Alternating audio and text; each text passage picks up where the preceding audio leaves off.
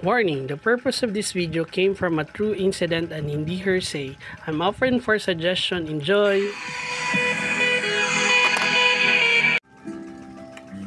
Hi guys, good afternoon.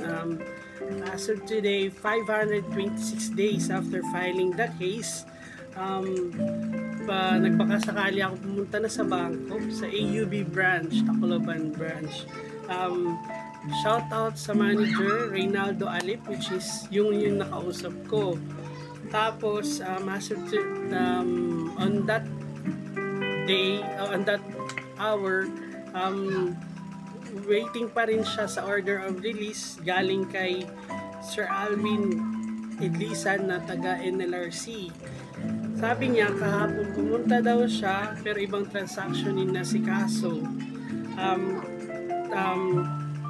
Napag-isip-isip ko, ang tagal na actually, 526 days kasi, so napaisip ako, pumunta na lang kay Councilor Jerry Uy, pa-shoutout.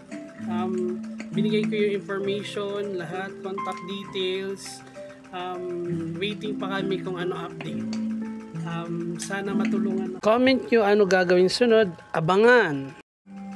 Kung ano man, comment nyo sa dito kung anong pwede gawin, kung masusunod na ba yung anti-bullying na case or sunod bangko mismo at saka NLRC. Di namin alam kung saan nagtatagal. Pwede siya maging obstruction of justice. Pinapahirapan nila yung empleyado. Hindi makatao kasi. Yun. Tapos, subscribe kayo guys sa channel ko.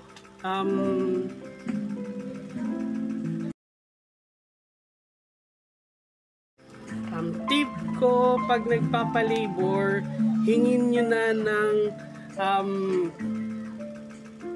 blank check yung company for sure. Basta sigurado kayong panalo.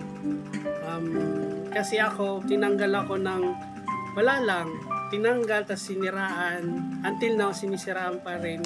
Yun ang susunod kong case sa kanila. Sa 8 tao, kailangan ko ng paliwanag nyo. Sa 4 na tao na iba pa na ginamit para manira. So, shoutout kay KMJS, shoutout din kay Tulfo, ABS-CBN News, Eastern Visayas News, Inquirer, kung sino pang pwedeng mahinga ng tulong. Sige po, thank you po. Subscribe kayo sa Facebook, Marky Arjo, sa TikTok, Marky S. Sico, tapos sa YouTube, Mark Anthony Sudario. Bye-bye. Salamat po.